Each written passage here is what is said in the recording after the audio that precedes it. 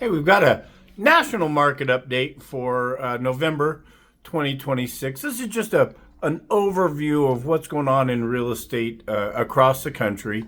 Overall, we're feeling like a little bit of getting around the corner. I know maybe not everybody feels that, especially if you're a buyer right now in the market. But I will tell you that the numbers speak for themselves. A couple things I want to go over with today. We're going to talk a little bit about rate improvements. We're going to talk a little bit about what we call rate lock-in, how that's easing, and really looking at the overall health of the real estate market. So we just got past the elections, and one of the topics that just about every politician talked about was the home affordability. So when everybody's talking about it, obviously it's a concern that some people have. The lowest turnover rate in 30 years. That is kind of wild. And what that means is per every 1,000 houses, how many homes have changed hands in the last year is at the lowest rate in 30 years. Some of that has to do, it does adjust for population growth, but essentially we just got low numbers, right? So when you start to see inventory sold numbers going up, that doesn't necessarily adjust for population growth, but we've got one of the lowest turnover rates, and there's several reasons for that. Affordability. So we're talking about mortgage rates. We're talking about mostly like monthly payments that people have. And sellers locked in. That's the first time that I'm going to mention it. We're going to mention it a couple times to their mortgage rates, which means those people that are locked into a 3% mortgage rate don't necessarily want to sell, even though the kids went away to college and they need to downsize, or they've added kids to the house and they need to upsize. But there's been some economic uncertainty, which again, that's going to shift a little bit as we pass the politician election season, and now we have a little bit more idea of what's going on. But overall, we're starting to see numbers improve in the economy. So people say houses aren't selling.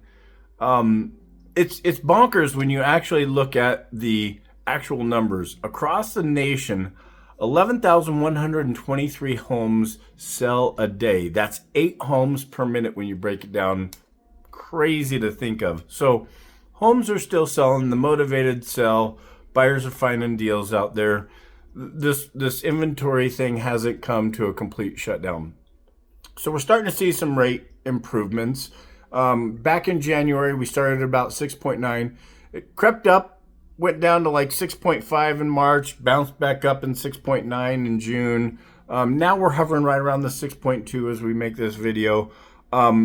The rate lock is easing, meaning that people that were in that rate lock have found reasons to move, even though they were at a 3%. They're for whatever reason they're moving, which means there's a little bit more inventory out there. And because of those two things, rates improving, rate lock easing up means more inventory, puts more buyers on the market. So the monthly mortgage payment is actually trending down. Back in May, we were at about $2,800 per month average across the board. And now we're starting to see that monthly mortgage payment trend down to about $25. I think the actual number is $2,530. $2,500 and $30, $2,530 per month. So that is actually trending down a little bit. And there's 3 things that contribute really to affordability, and that's mortgage rates, home prices, and wage. So let's talk a little bit about those. I spoke already just a minute ago about mortgage rates. That's trending down. Home prices are not rising like they were. You go back to 2020, and those suckers were just on a straight up climb. It was crazy. They're not doing that anymore. But the big thing here to look at is wages are increasing. And if you look around at a lot of the national statistics, you'll start to see people are making a little bit more money. I mean, after all, the cost of eggs isn't going down, so a lot of employers, they've got to do it. They've got to raise their wages. But let's go back a little bit to that rate lock is easing. So the rate lock is above 6%, and it's actually climbing, right? So meaning that where people are in their rate locks, the amount of people that are at a 3% mortgage rate is shrinking. The amount of people that are at a 6% rate is climbing.